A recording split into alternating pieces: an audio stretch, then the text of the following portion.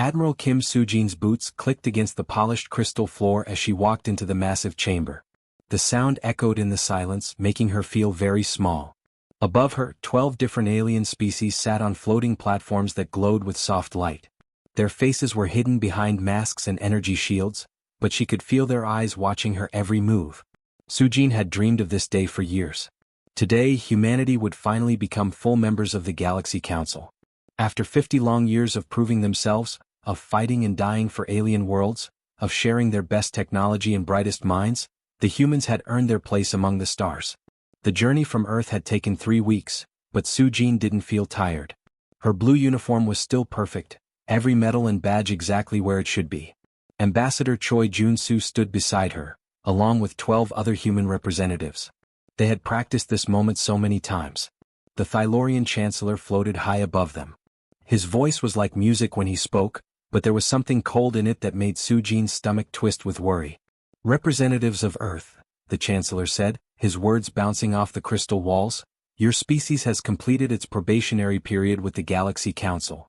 Soo-jin smiled and stepped forward. This was it. The moment humanity joined the great galactic family. "After careful consideration by all member species, we have reached our decision." The other human delegates moved closer together. Choi Jun-soo straightened his tie nervously. Dr. Kim Hana, their chief scientist, held her breath. "Humanity is hereby expelled from the Galaxy Council and marked as a containment species." The words hit Soo-jin like a punch to the chest. Her smile disappeared. Around her, she heard gasps from her team. Ambassador Choi went white as snow. "What?" Soo-jin whispered, but her voice was too quiet to be heard in the huge chamber. The Chancellor continued speaking as if he hadn't just destroyed 50 years of human hope. "Your species shows too much aggression. Your expansion into space is unpredictable. Your technology grows too fast and threatens the stability our council has maintained for thousands of years." Soo-jin's mind raced back through the decades. She remembered Captain Park Min-ho, who had died saving alien children when the Zephyrian pirates attacked the Valterian colony. She thought of engineer Lee DeHai, who had worked for 2 years without sleep to solve the energy crisis on Proxima 7, saving millions of alien lives. She remembered all the human soldiers who had bled and died defending Council worlds. "All human colonies outside your home solar system must be abandoned," the Chancellor went on. "You have 1 solar cycle to evacuate. Earth will be surrounded by our fleets and blockaded permanently." Dr. Kim Hana found her voice first. "This is impossible. We followed every law, every rule you gave us." A creature that looked like a giant insect clicked its mandibles. "Humans breed too quickly. You ask too many questions. You change things that have worked fine for millennia." Another alien, this one made of what seemed like living metal, spoke in a voice like grinding gears. "Your music is too loud. Your art is too bright. You make the young ones of our species ask why they cannot be like humans." Soo-jin finally understood. This wasn't about aggression or breaking rules. This was about fear. The Galaxy Council wasn't angry at humanity for being violent or dangerous. They were terrified of humanity for being everything they were not. For thousands of years, these alien species had been content to stay the same. They liked their quiet, ordered universe where nothing changed, where the young respected the old, where new ideas were dangerous and creativity was suspicious. Humans, with their endless curiosity and refusal to accept that things couldn't be better, represented everything the Council feared. "You are afraid of us," Soo-jin said quietly. The Chancellor's mask flickered. "We are protecting galactic stability." "You are afraid," Soo-jin repeated louder this time. "Afraid that if other species see what humans can do, they might start asking why their own leaders haven't done the same things." Security robots began moving toward the human delegation. Their metal bodies gleamed under the chamber lights, and their weapons hummed with energy. Soo-jin reached slowly into her jacket pocket. The robots stopped moving, their sensors focused on her hand. But she only pulled out a small communication device, no bigger than her thumb. Ambassador Choi grabbed her arm. "Soo-jin, what are you doing?" She looked at her old friend, then at her team, then up at the aliens who had just betrayed everything humanity had worked for. Her finger hovered over the single button on the device. "Something we should have done 50 years ago," she said. She pressed the button and spoke one word into the device. Her voice was calm and clear, but it carried a weight that seemed to make the crystal chamber itself tremble. "Reckoning." The word went out instantly, traveling faster than light through quantum communicators hidden throughout human space. On distant worlds, in secret bases, Aboard ships disguised as cargo haulers, humans who had been waiting for this moment their entire lives heard that single word and began to move. The Galaxy Council had made the biggest mistake in their long, comfortable history. They had assumed that because humans were young and small in number, they were also weak and unprepared. They were about to learn how wrong they could be. The word reckoning traveled through space faster than any ship could fly. It moved through quantum channels that the Galaxy Council didn't even know existed, reaching every corner of human space in just minutes. What the aliens had never discovered was that humans had been preparing for this exact moment for decades. On the farming world of New Busan, Han Dongwu was feeding his chickens when his wrist device beeped once. He looked at the single word on the screen and nodded calmly. For 20 years, he had been waiting for this moment. Dongwu walked to his old red barn, the same barn where he stored hay and farm equipment. His neighbors thought he was just a simple farmer who grew rice and vegetables. They had no idea who he really was. He pressed his palm against what looked like a rusty metal panel. The scanner read his handprint and beeped softly. Suddenly, the hay-covered floor began to move. The wooden board slid away, revealing a massive hole that went deep underground. Hidden beneath his farm was something that would have shocked the Galaxy Council. 50 attack cruisers sat in perfect rows, their hulls gleaming under bright lights. Each ship was fully armed and ready for battle. For 20 years, Dongwu and his team had been building these ships in secret, one piece at a time. "Well, my friends," Dongwu said to his chickens, "it's time to show the galaxy what human farmers can really do." Thousands of light years away, Lieutenant Colonel Moon Ji-hai was piloting what looked like an ordinary cargo ship. The vessel appeared old and slow, carrying nothing more dangerous than food and supplies to alien worlds. Council patrol ships had inspected it dozens of times over the years and found nothing suspicious.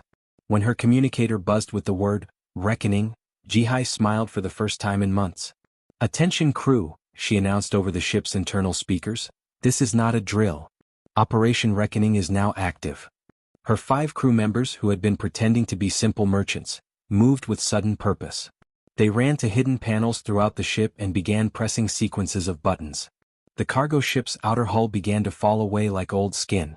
The rusty metal plates that made it look harmless dropped into space, revealing sleek black armor underneath. Weapon ports opened along the sides of the ship, and military-grade shields powered up with a low hum. "Disguise dropped," reported her weapons officer, Corporal Lee Min-ki. "All systems are green. We're ready for combat." Ji-hai looked at her new ship with pride.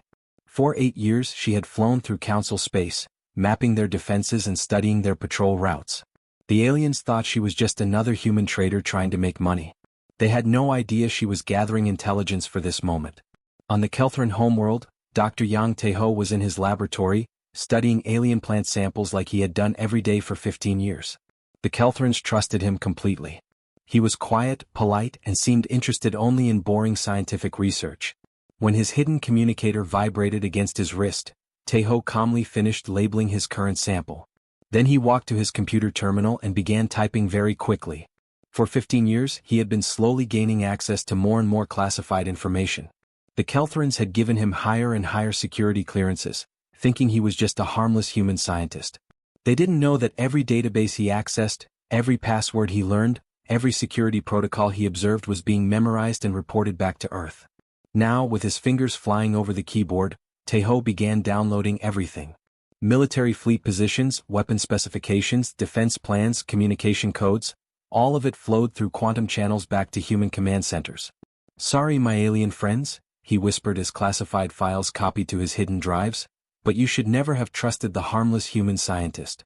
In the Valterian Administrative Center, Secretary Kim Hae-won sat at her desk, looking like she was doing ordinary paperwork. For 12 years she had been the perfect employee, always on time, never complained, did exactly what her alien supervisors asked her to do. But when her wrist device showed the word reckoning, Hae-won's fingers began dancing across her computer keyboard with practiced skill. She had administrative access to communication systems throughout this sector of space. The Valterians had given it to her because they thought humans were too simple to cause any real trouble. They were about to learn how wrong they were. With a few keystrokes, Hae-won began rerouting communication protocols throughout the sector. Military messages started going to the wrong ships. Supply orders got mixed up. Emergency signals were redirected to human intercept stations instead of Valterian command centers. Communications disrupted, she whispered into her hidden transmitter. Council forces in Sector 7 are now flying blind. Far out in the outer rim, Captain Yoon Soare sat in what appeared to be a small research station. For 9 years she had been monitoring space weather and cosmic radiation, sending boring scientific reports back to various universities. The Galaxy Council had approved her station because her research seemed completely harmless. But when the word reckoning appeared on her screen, Soare activated her station's true purpose. Hidden sensors throughout the region began feeding her real-time information about Council military movements. Communication intercept arrays started recording every message passing through this part of space. On her main screen, she watched as panic began to spread through the Council's command structure. Reports were flooding in from across the galaxy about humans who had suddenly revealed their true identities. The aliens were realizing that their harmless human neighbors had been preparing for war all along. Soare smiled as she watched Council admirals desperately trying to figure out what was happening. For decades, they had seen humans scattered throughout their territory as proof of human weakness and dependence. They thought humans needed alien protection to survive. Instead, they had allowed the most sophisticated spy network in galactic history to spread throughout their entire civilization.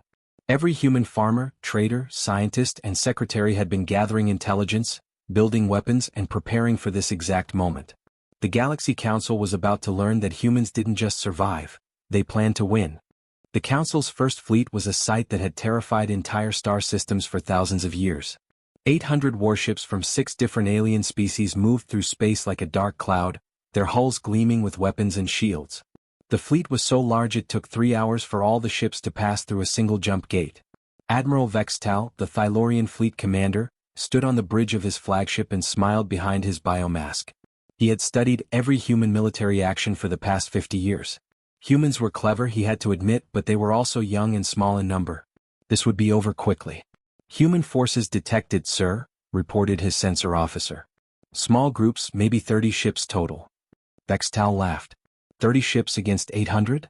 The humans were either very brave or very stupid. Begin standard attack formation, he ordered. Target their military vessels first, then move to secure their colonies. But Commander Jang Kite, leading the human response, had no intention of fighting a traditional battle. While the massive Council fleet moved toward what they thought were the main human military targets, Kite's forces scattered like leaves in the wind. Instead of attacking the Council's warships directly, the humans went after everything else. Food processing stations that supplied the fleet suddenly exploded. Fuel depots that had operated safely for decades were reduced to floating debris. Communication relays that carried orders from ship to ship went silent one by one. Sir, we're losing contact with the supply convoy, reported the communications officer on Vextal's flagship. And the fuel depot at Rigel Station has been destroyed, added another officer. How? Vextal demanded. Where are their main forces? The answer was everywhere and nowhere. Human strike teams, some as small as a single ship, hit targets throughout the region and then disappeared before Council forces could respond. They used tactics that no civilized species had ever employed, attacking civilian infrastructure, disrupting supply chains, and avoiding direct confrontation. Within 3 days, the mighty First Fleet was struggling to keep its ships running. Food supplies ran low because the processing stations were gone. Fuel became precious because the depots were destroyed. Ships couldn't coordinate their movements because the communication network was in ruins. This is not how warfare is conducted, Vextal said angrily during an emergency meeting with his captains. There are rules, traditions, honor codes that must be followed. Captain Zekmore, a veteran Keltron officer, shook his massive head. Humans don't seem to care about our rules, Admiral. The real shock came when the fleet reached Kepler Station, the Council's greatest fortress. The station was enormous, a metal and crystal structure the size of a small moon, floating in space between 2 gas giants. It had never fallen to enemy attack in over 2,000 years of operation. Chief Engineer Shin Yiji had worked at Kepler Station for 8 years. Every morning she reported to work at exactly 7 a.m. She maintained the shield generators, repaired the weapon systems, and kept the defensive networks running smoothly. Her alien supervisors trusted her completely. She had never missed a day of work. She had never complained about her assignments. She had never asked for classified information or shown interest in military secrets. To everyone at the station, she was just another quiet human engineer who did her job well. On the morning that Admiral Kang Min-woo's assault fleet appeared on the station's sensors, Yiji was at her usual post in the engineering section. The station's Valtarian commander ordered all defensive systems to full power. Yes, sir, Yiji said politely, just like she had for 8 years. But instead of powering up the defenses, she began shutting them down. One by one, the massive shield generators went offline. The weapon batteries stopped tracking targets. The automated defense systems turned themselves off. What's happening? Shouted the station commander over the intercom. Why are our defenses failing? Yiji walked calmly through the corridors of the station. Her maintenance access codes, which she had earned through years of faithful service, opened every sealed door. Security systems recognized her as a trusted employee and let her pass without question. She made her way to the main control center, where panicked alien officers were trying to figure out why their impregnable fortress was suddenly defenseless. They barely noticed when the quiet human engineer entered the room. Commander, Yiji said politely to the Thylorian officer in charge, I'm afraid I need to inform you that this station is now under human control. The commander spun around, his biomask flickering with confusion. What are you talking about? The station's defenses are offline, and Admiral Kang's Marines will be boarding in approximately 3 minutes, Yiji explained, checking her wrist chronometer. I suggest you order your crew to surrender peacefully. Through the control room's large windows, they could see human ships approaching rapidly, their hulls scarred from battles but their weapons ready. How is this possible? Gasped the commander. The station's systems are impossible to access without authorization. Yiji adjusted her engineering cap and smiled. For 8 years she had listened to alien officers talk about humans like they were children or pets. They had given her access to their most sensitive systems because they thought she was harmless. You gave me authorization 8 years ago, she said simply. You just never bothered to ask what I planned to do with it. The first human Marines came through the control room doors just as the station commander realized the terrible truth. The Council hadn't just allowed humans to work in their territory, they had invited them into their most secure facilities and given them the keys to everything. By the time the sun set on Kepler Station's artificial day cycle, the fortress that had protected Council space for 2 millennia was flying human flags. All across the galaxy, similar scenes were playing out as decades of human patience revealed their true purpose. The aliens had welcomed humanity with open arms, never realizing they were inviting their own defeat. The emergency meeting of the Galaxy Council was very different from the proud gathering that had expelled humanity just weeks earlier. Now half the seats were empty. 3 homeworlds were under human blockade, their populations watching broadcasts that showed decades of corruption and lies their leaders had hidden from them. The Thylorian Chancellor's biomask flickered with stress patterns as reports flooded in from across the galaxy. Human forces weren't just winning battles, they were exposing every dirty secret the Council had buried for centuries. The humans have released the files from Proxima Station, reported a trembling Valtarian aide. Our own people are demanding to know why we let 30 million die in the plague when human medicine could have saved them. The Keltherans are rioting, added another officer. They discovered we've been selling their children as workers to the mining corporations.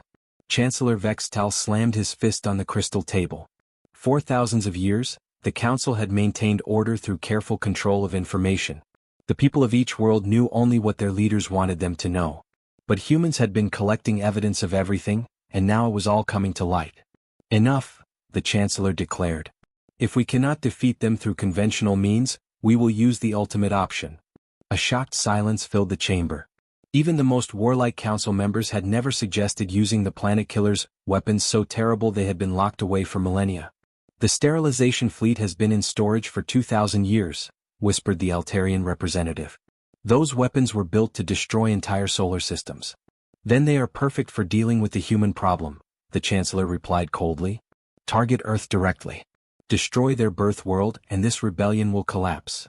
Deep in the Council's most secure facility, automated systems that hadn't been active for centuries began to wake up. 50 massive ships, each one capable of cracking a planet in half, powered up their engines for the first time in 2 millennia. These weren't warships built for fighting other fleets, they were instruments of genocide, designed to end entire civilizations. The planet killer fleet moved toward Earth like death itself, their hulls black with age but their weapons still terrifyingly effective. News of their deployment spread through the galaxy, causing panic on both sides of the conflict. Even some humans began to despair. How could anyone stand against weapons that could destroy worlds? Captain Bei Sumin sat in the command center of Battle Station Harmony, watching long-range sensors track the approaching fleet. Her station was hidden deep in the asteroid belt between Mars and Jupiter, one of dozens of similar installations that officially didn't exist. "Contact from Admiral Su-Jin," reported her communications officer. "Put her through," Su-Min ordered. The image of the human admiral appeared on the main screen, broadcasting from somewhere far from Earth. "Su-Min, are you seeing what I'm seeing?" 50 planet killers approaching fast, Su-Min confirmed. "It looks like they're planning to crack Earth like an egg." Admiral Su-Jin smiled, but it wasn't a happy expression. "Then it's time to show them what happens when they threaten our home. Operation Homecoming is now active." Su-Min felt a grim satisfaction as she opened communication channels to installations throughout the solar system. "All stations, this is Harmony Actual. The Chancellor just made the biggest mistake in galactic history." What the Galaxy Council didn't know was that Earth had been evacuated 6 months earlier. The operation had been disguised as routine colonial expansion, millions of humans leaving for new worlds to reduce overcrowding. The Council spies had reported it as a sign of human weakness, proof that Earth couldn't support its growing population. In reality, it had been the final stage of a plan decades in the making. Director Nam Hyun-jae, speaking from the safety of New Korea Colony, activated hijacked communication networks throughout the galaxy. His voice reached every inhabited world, every space station, every ship in Council space. "People of the galaxy," he began, "the Galaxy Council has just revealed its true nature. Faced with demands for freedom and justice, they have chosen to deploy planet-killing weapons against Earth, not to stop an invasion, but to commit genocide against an entire species." As his words echoed across the stars, the Council fleet entered Earth's solar system. Their commanders expected to find desperate human defenders making a last stand around their homeworld. Instead, they found something that defied all expectations. The asteroid belt, which had always appeared to be nothing but floating rocks and ice, suddenly came alive. Thousands of asteroids revealed hidden weapon ports. What had looked like space debris turned out to be concealed missile platforms. Every piece of matter in the solar system larger than a refrigerator had been hollowed out and turned into a weapon. "This is impossible," gasped the fleet commander as his sensors tried to count the number of targets surrounding them. "There are weapons everywhere." Captain Su-Min's voice came over an open channel, calm and professional. "Council fleet, this is Battle Station Harmony. You have entered a restricted military zone. You have 30 seconds to surrender before we demonstrate why nobody threatens the human homeworld." The Council commander looked at his tactical display in horror. His 50 planet killers were surrounded by thousands of hidden installations. Every direction he could turn showed more weapons, more sensors, more traps. The humans had turned their entire solar system into the most sophisticated fortress ever built. "How?" he whispered. "How did you hide all of this?" Su-Min's reply was broadcast throughout the galaxy. "We had 50 years to prepare, and you never bothered to look closely at what we were really doing. You saw what you expected to see, a weak species depending on your protection." Within 3 hours, the Council's ultimate weapons had become their final defeat. The surviving planet killers, their crews surrendering rather than face annihilation, found themselves captured by the very people they had come to destroy. The galaxy watched in stunned silence as the most powerful weapons ever built fell into human hands without firing a single shot. 5 years had passed since Admiral Kim Su-Jin spoke the word reckoning, and changed the galaxy forever. Now she stood in a meeting hall that looked nothing like the old Galaxy Council chamber. Gone were the towering crystal platforms that had made some species feel more important than others. Instead, there was a simple circle of chairs where everyone sat at the same level. The new meeting hall buzzed with excited conversation. Representatives from dozens of different species talked together, sharing ideas and making plans. Some were old Council species who had learned to work with humans. Others were completely new species that the old Council had ignored or forgotten about. Su-Jin smiled as she watched a young Thylorian engineer explain her new engine design to a group of fascinated listeners. 5 years ago, that same engineer would have been told to stop asking questions and follow the old ways. Now she was one of the galaxy's most brilliant inventors. "Admiral Su-Jin," called out a nervous voice. "May I ask you something?" Su-Jin turned to see a small blue-skinned creature with large eyes. This was Ambassador Kalu from the Nexari, a species that had just made contact with the Galaxy Federation 3 months ago. The Nexari had been hiding in the far edges of space for centuries, afraid to reveal themselves to the old Council. "Of course," Su-Jin replied warmly. "What would you like to know?" "We have heard stories about the human doctrine," Kalu said, her voice shaking slightly. "But we are not sure we understand it correctly." Su-Jin sat down next to the small ambassador, making sure she didn't tower over her. "The human doctrine is very simple. We believe in progress over privilege. We think new ideas are better than old traditions just because they're old. We care more about what you can contribute than about how important your ancestors were. Across the room, former Chancellor Vextar was listening to Dr. Cho Min-ho explain plans for a new medical research station. The old Thylorian leader looked very different from the proud figure who had expelled humanity 5 years ago. His biomask was gone, showing his real face. His fancy robes had been replaced with simple work clothes. The humans want to build this research station in neutral space, Min-ho was explaining. Any species can send their best doctors to work there. We'll share all discoveries with everyone. Vextar nodded eagerly. My people would be honored to participate. We have some excellent young medical researchers who could contribute.